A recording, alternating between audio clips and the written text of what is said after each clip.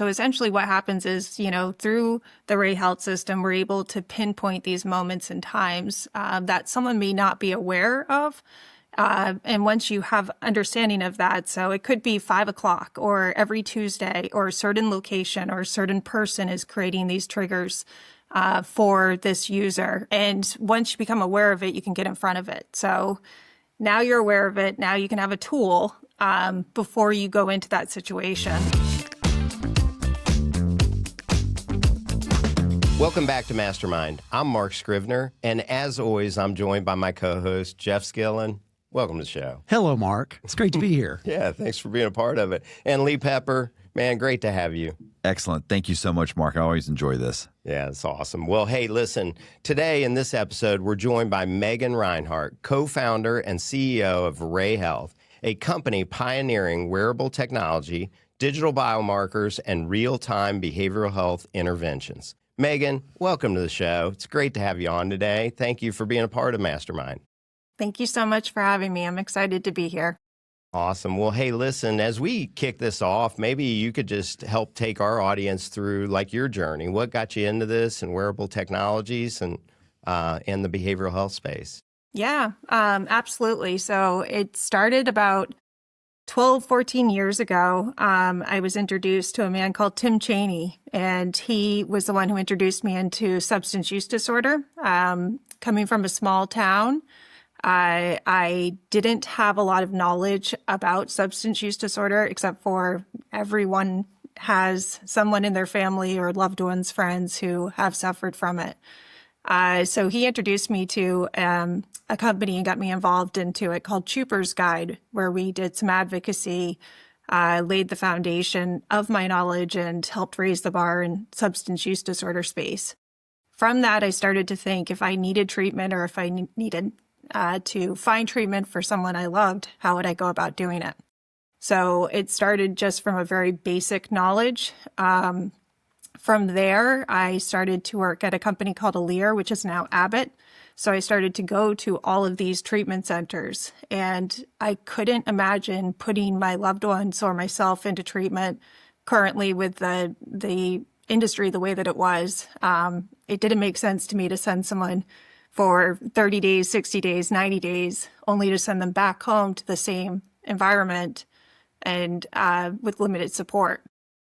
So I started to think about solutions to it. And the solution that I came up with is if we could detect stress using wearables, would we be able to connect people and reduce return to use? And I had read a couple of white papers out of MIT with early information or a beta trial on utilizing wearables for cocaine in emergency rooms. And I cold called the author. And that's basically how I got started with RAE Health, me and my co-founder. Yeah, and RAE Health, RAE is an acronym for, why don't you tell the audience a little bit about it? Yeah, so RAE is my mother's middle name, and it also stands for Realize, Analyze, and Engage. So our goal is to create that aha moment so someone understands their emotional states and cravings. They realize it, they analyze it with a clinician or support, and then you engage into it utilizing tools in real time. Yeah, well, Jeff and I had the luxury of meeting you down at the East Coast Symposium and learning a little bit about the technology, and we were really blown away, I think, by just everything that you have to offer and, very cutting edge. And so, thanks again for being a part of the show. Megan, there was one of the things that really stuck out to me is, we see a lot of technology platforms. We see a lot of people that are trying to get into the space and use technology. And one of the things that really impressed me was how far along you already are in terms of data collection and how you're actually, utilizing that data and then making that actionable. So it's way beyond just an idea. So maybe Absolutely. Why don't we start there and just say, so like, what's the state of RAE Health right now? And, just take it from there. Yeah, so we dove headlong into research. That's where we started. So we have over 8 years of clinical trials underneath our belts. We're funded through the National Institute of Health. We have 8 peer-reviewed white papers, 3 patents, and another one pending, and multiple studies outside of substance use disorder as well. Essentially, we're pulling 48,000 data points every 6 minutes and feeding that through our algorithm in real time. Outside of research, we're now commercially live. So we are helping people in both Medicaid facilities and for-profit organizations. We've also expanded our research preliminarily into suicidal ideation, weight management, PTSD, and pharmacovigilance. So we're bridging the gap between continuous research as well as commercial applications and real-time use cases. So 8 years of research to this point. I mean, is it fair to say that, I mean, the submarine is now starting to surface after 8 years? Or, I mean, how would you sort of, tell us where you are on the journey?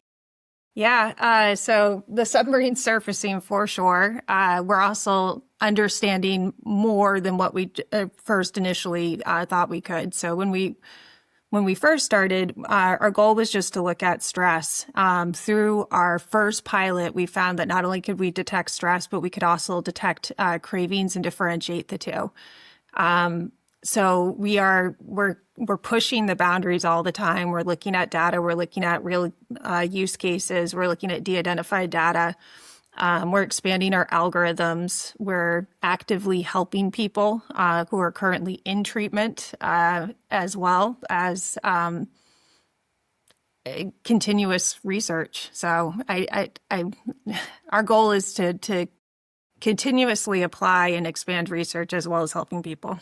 Well, Jeff, I want to congratulate Megan on what a great brand that you've come up with, because it's so meaningful. Because Jeff and I have been involved in a lot of conversations on branding, and they always go with, we got to come up with a cool name. But you actually came up with an aspirational, inspirational name that means something. So I think people will really remember that. Thank you.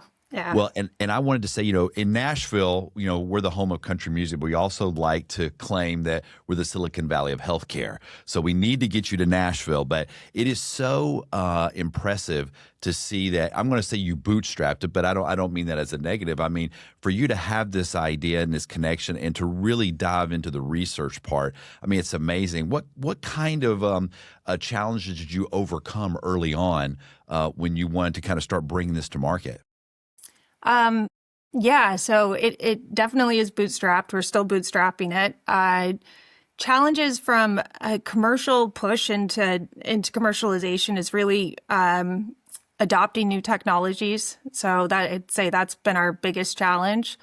Luckily, with all the research that we had, we've done hundreds of customer discovery interviews, as well as applying this in research and seeing, what's working, what's not working, who's adopting it, how are clinicians utilizing it, how are users perceiving this, what's useful to them, and being able to build our technology to enhance user experience, enhance clinical adoption.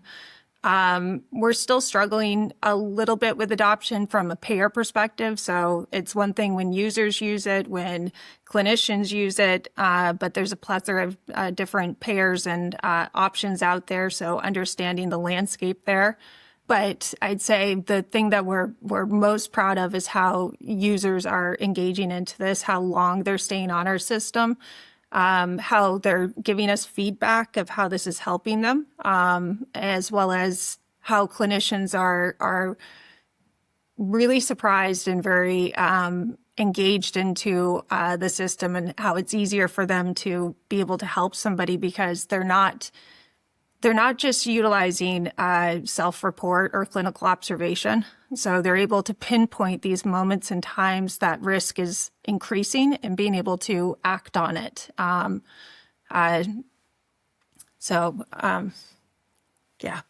Megan, like seeing all the data that, and seeing your dashboard and how you display everything, the data that you collect is so meaningful. But the way you present it back is also very, elegant, meaningful too. Like when you say that, you're still finding some hesitancy to be on it, like I would think everyone would want to use this technology just because of the information it gives. But What is the biggest barrier that you're facing right now with, companies not wanting to adopt it? So how is this going to get paid is always the biggest question that we have. But we're working with every facility, and we do have codes that are currently out there now that we're utilizing. Our second aspect is really just like the technical deployment of this. So how does this change clinical protocol, clinical use, and working with facilities to create the platform that suits their clinical protocol. Usually once people try it, we have lifelong engagers and users. And I would say, because we're bootstrapped and we're a startup, getting out there to facilities so that they are aware of us is, something that we're really working on as well. Well, for this conversation, I think we're really kind of on two different tracks. There's one that's the entrepreneurial track, which is really fascinating in terms of having an idea, bringing it to market, what's involved with that. And then there's the other side of it, which is I really want our audience to understand your technology so that there's an adoption opportunity here for you as well. So I'm going to come back to the entrepreneurial thing because I think that's super interesting. And a lot of the people that listen to this podcast are in that space in terms of their founders, or they're developing an idea, or they're brainstorming an idea. I'm going to put a pin in that for just a moment. We're going to come back to that. But as far as the technology goes, let's get really specific. I mean, so when we talk about wearables, which wearables? Yeah. Is it agnostic? Is it certain class? Let's just talk about how people want to use it. What does that actually look like? Yeah. So our goal is to be device agnostic, which means that we don't have a specific device that goes with the RAE system. We meet the person where they're at with the devices that they currently are wearing. With that being said, we're still a startup. So Garmin, Viveo Smart 5 4, and soon to be Apple are our primary devices that we utilize. And we are by meeting someone where they're at, we're able to connect to their current devices. They can still use the Garmin Connect, so they can still look at sleep. They can look at their steps. They can do all those things. Our system passively collects that data in the background through the RAE Health app. So that is our goal for adoption and to really meet the person where they're at. From a clinical protocol side, we also try to meet the clinicians where they're at. So how are they using the data? How do they need to see the data? How do they need to see the dashboards? When do they need to see the data? We custom create that dashboard for them, as well as their use cases. So it's very easy for them to adopt and utilize and apply. So the clinician, do they have one screen that they can manage multiple patients using RAE Health? Yeah, so through our customer discovery, we found that we needed to keep the system agile and nimble. So they have the ability to use an app and see all of their patients on one app. They have the ability to go onto the clinical protocol and look at their caseload and drill into specific patients. They also have the ability, if the treatment facility is set up this way, where they can see and pull population outcome data. Do you find that there's the younger generations are more likely to want to adopt this technology? Surprisingly, in our research, from the end user, we find that 40 to 60-year-olds adopt and stay on the system the longest. But from a clinical use, yes, definitely technically savvy individuals will pick up the clinical portal much faster than someone who, might need their hands held a little bit more for and how we display the data to them. Well, the three of us fit both categories, so congratulations to our generation. Hey, speak for yourself, Lee, okay? I'm aware of some forays into this space, working with the geriatric population in terms of, mitigating fall risk and things like that. And, payers have provided that, or it's something that, is that kind of what you're thinking, is that eventually, how do you see the adoption thing happening? And I'm not saying geriatric is where you want to go. I'm just saying that, in terms of people recognizing the prevention side of this, and then seeing the value and actually paying for it up front. Is that what you're thinking, or how are you looking at that? Okay. So no, first off, RAE has the ability, and we've shown in research, and in our data, how many different ways we could go, but we're really focused on substance use disorder and mental and behavioral health. So that's where we're focusing our adoption right now. When it comes to payer aspect of it, yes, you can definitely pay for it up front. And we want the system to be upon admission so that it could follow the patient for a year as they discharge and have that, collaborative care aspect go with the RAE Health system. But we are working with payers and payer codes. So we have been adopted and paid for in full by some payers. Other payers we're working through existing codes that were released in July. And then through utilization review for reimbursement as well. So what's the practical application in terms of upon admission, they enroll in the RAE Health system? Is that then worked through someone's EMR or, the wraparound for monitoring services afterwards? How does that actually work? Yep. So from a payer side of it, it's going to change based upon, what sort of facility we're working in, what state, et cetera. But from a practical application, we want to see people utilize this upon admission, get a baseline, understand where their triggers are so that they can apply tools and utilize tools that they've learned in treatment and have those tools throughout the continuum of their care. So after they discharge, what happens? So the RAE Health system can be discharged with the patient to additional providers. You could have peer support. You could have case managers, interventionists, counselors, providers, all have access with consent to the RAE Health system. And that creates continuity for the patient so they can use the same tools that they've learned, only now they're using them in real time in real life. I would think professional programs. I think about That's what I think the about, doctors too. and the nurses, the airline pilots. I would imagine that those professional programs would really want to get involved in this. Yeah. Yeah, we've had some excitement from that group as well as first responders, and then just it really tailors to anyone wherever they're at. So, once you have that moment, so essentially what happens is, through the RAE Health system, we're able to pinpoint these moments and times that someone may not be aware of. And once you have understanding of that, so it could be 5 o'clock or every Tuesday or a certain location or a certain person is creating these triggers for this user. And once you become aware of it, you can get in front of it. So now you're aware of it. Now you can have a tool before you go into that situation. And that's really the value of RAE is understanding it, getting in front of it, working through it. It's not necessarily taking on the whole kitchen sink, but it's isolating these moments in time for that person.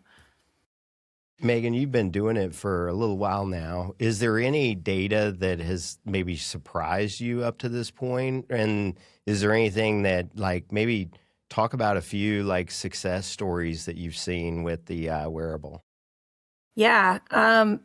So data that's surprised us, we thought that people with anxiety we were worried about making them more anxious. And it turns out people with anxiety use our system the longest. They're our highest users.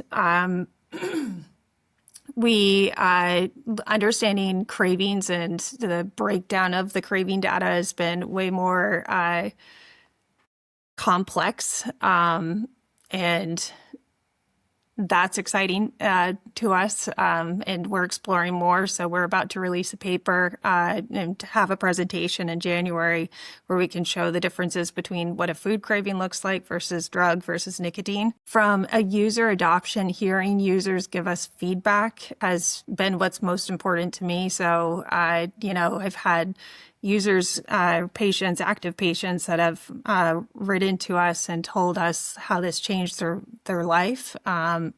I've had somebody tell us in the midst of when they were in court and showing the judge how they were utilizing the RAE Health system after going to treatment for 12 different times, how this was a game changer and they're still clean and sober. I've had patients tell us that this made them feel safe, that it was so much easier to respond to what the clinician was asking rather than to try to come up and figure out what to say.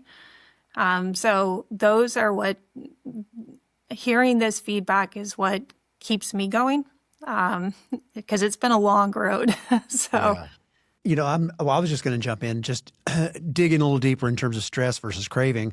What I think is remarkable here is from a layman's perspective, it's like understanding the difference between how the biomarkers show up in terms of stress and how the biomarkers show up, in terms of craving. But then you're also able to parse out the types of craving. Is that part of the patent that you've developed? Because I mean, I think that is fascinating. You want to dig into that a little bit? Yeah. So, I mean, yes, it is all of our patents that we've developed. We have 3 patents, like I said, and another one pending. And we'll probably continue to have more as we dig in, more into research and use cases. Realistically, like I said earlier, we're pulling 48,000 data points every 6 minutes, and those data points are physiological. So your lower brain is already telling your body to prepare for flight or fight, or prepare to use the same coping mechanisms you've had, but your prefrontal cortex isn't aware of it yet. And that's what RAE does, is it disrupts that by identifying that and feeding that back to the user. We're not picking up necessarily flight or fight. We're picking up thoughts and ruminations that are leading up to a reactionary stage. So it's very nuanced.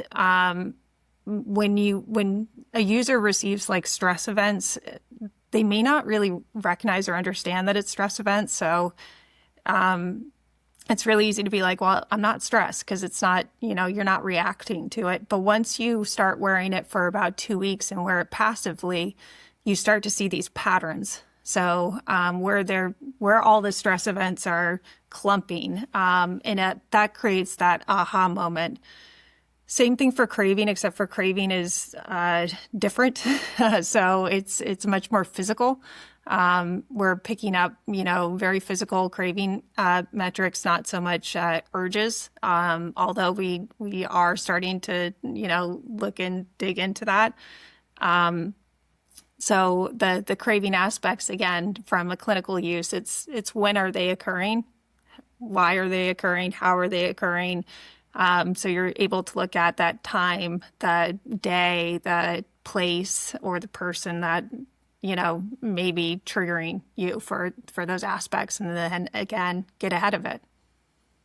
Yeah. Megan, I know that the clinicians have access to the data, but do you open the platform up to where like a parent or a spouse could have access to see the data?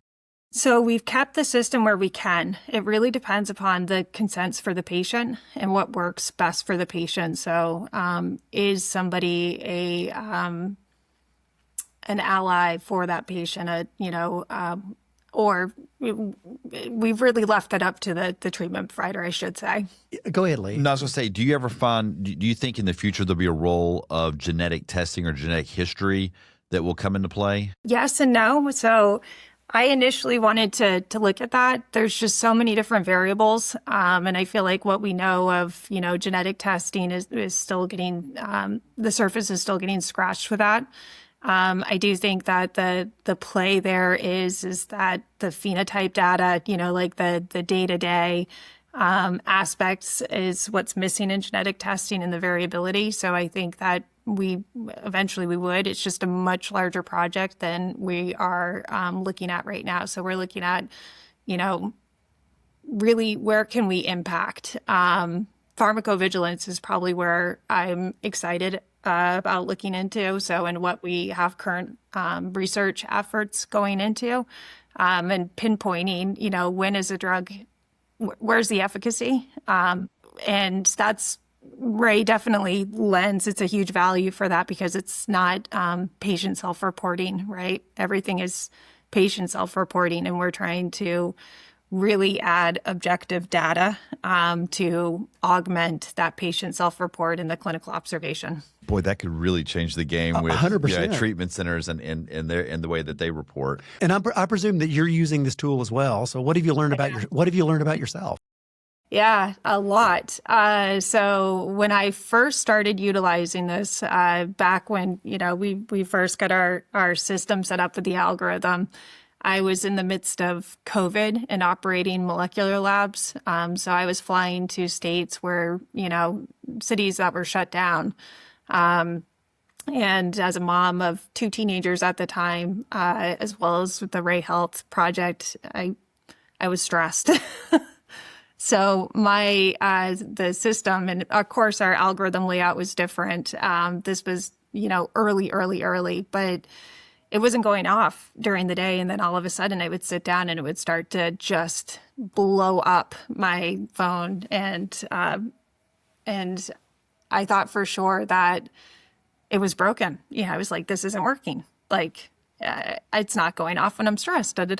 Well, I was past the point, right? So it was going off when I was sitting down, because that was the time that I was thinking about all the things I could have done, should have done, did differently, all the things I had to do. And it took me about 6 weeks to understand like where I was at. And it took another 18 months for my stress levels to really start to drop. Since then, I look at my data, and right now I'm still working on the mornings. So I receive a lot of stress, low-level stress events in the morning. And it's because I label it as focused, because not all stress is bad, right? We need stress to get up off the couch, to get going. The problem is that I tend to get so focused that I forget to eat, forget to drink water, forget to move from my desk, and then I'm reactionary, and starving around 2:00 in the afternoon. So just by setting little reminders in the morning to get up and move, to drink water, to eat, to go outside has vastly improved my quality of life and those around me. And it just goes to show, like, not everything has to be like monumental. It's about making very small changes that are doable and winning that, and then moving on, to enhance your quality of life. Well, I was going to rank her stressors as teenagers at the top, maybe work second, and maybe COVID third. I don't know what your opinions are. I would probably say the teenage push the level significantly. Yes. Yeah.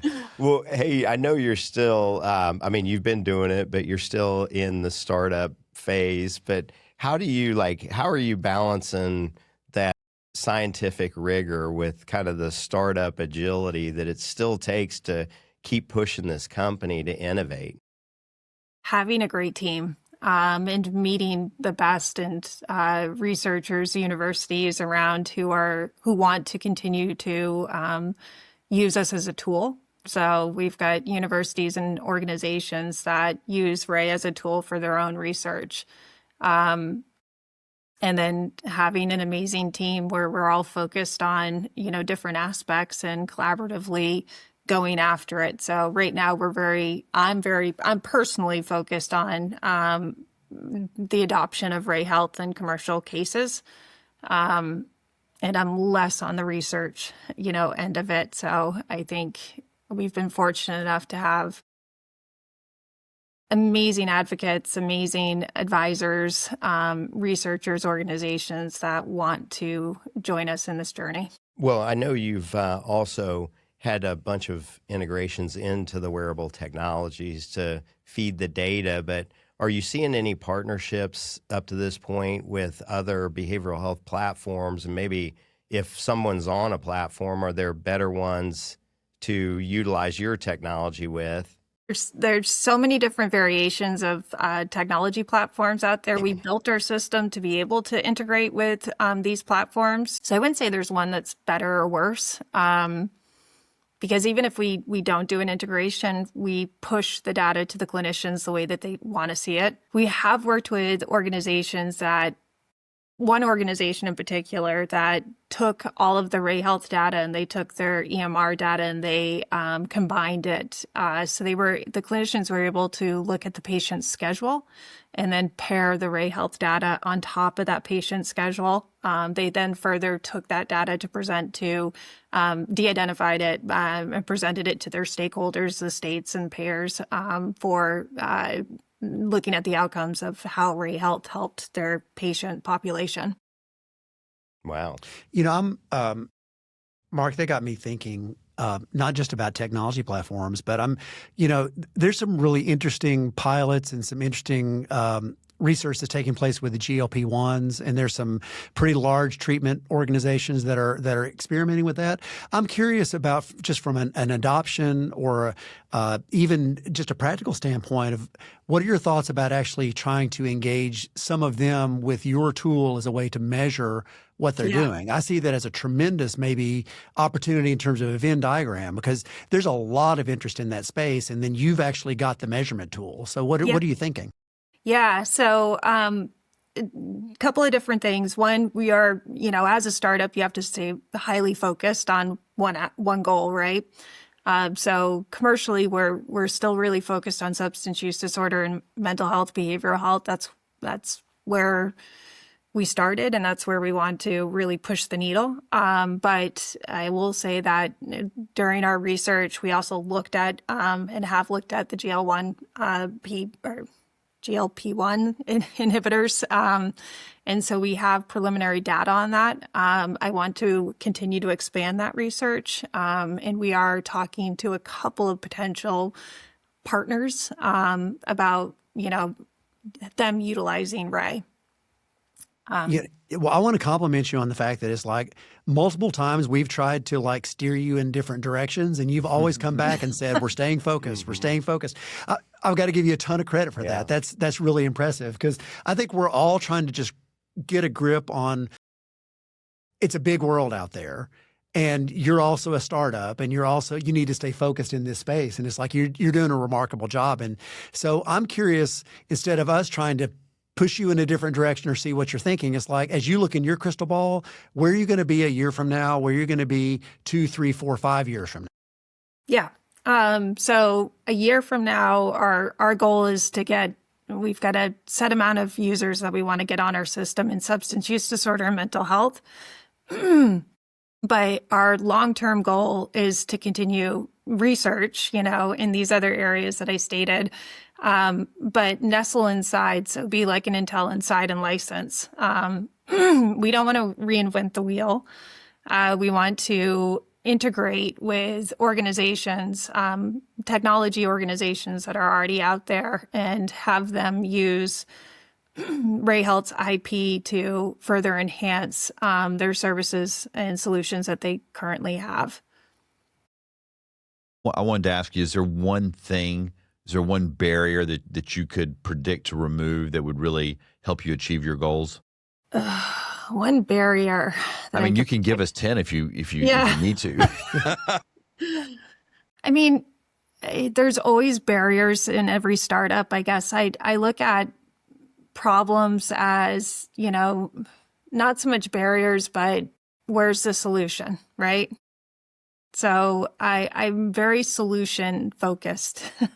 So even the barriers that are out there, or competitors, or, potential, pitfalls, we look at them, we focus, on their potential, but we're mostly focused on the solution. How do we navigate it? So, and I think that's the beauty of startups, is being agile and knowing how to, or thinking of those solutions. But our number one goal really is the patient. So what works best for the patient? How can we help people? Well, hopefully this interview serves to connect you with lots of people that are going to find this so amazing. Well, and Megan, I said that we were going to come back to the entrepreneurial piece, and so here we are. I'm really curious. I'm going to try to frame this, and you can take this question wherever you want to go. But 8 years ago, when you had the idea for this, did you think that you were going to have to become a grant writer? How did you decide how did you come up with the way to fund this? And then what has been like spot on in terms of what you expected? And then what has been like way off the wall in terms of what you expected? Going back 8 years. And I'm thinking about the people in our audience who are in a similar spot who are thinking about launching something. So what was your journey? And then what advice might you have for them? Yeah. Okay. So, no, I don't think I ever thought that, and I'm speaking for Nicole as well, my business partner. I don't think either one of us ever thought that we would be grant writers or have to go down that road. But I'm glad that we have, and I'm glad that I'm glad that RAE has taken the route that we've taken. So I think when we looked at the patients and how could we help serve the patients, we knew that we needed to do the research behind it. So we didn't want to ever put out anything that was short-lived, that, claimed a lot of claims that we couldn't back up. And we wanted to make sure that we provided a service that had efficacy, had outcomes, was safe. And that's been our goal all along. That's how we felt like we could best serve people. I love startups and I love fixing companies. I'd say those are my two, where I can really get my teeth into something. I think that we weren't predicting COVID. So we weren't predicting that, it would take so long. We had to...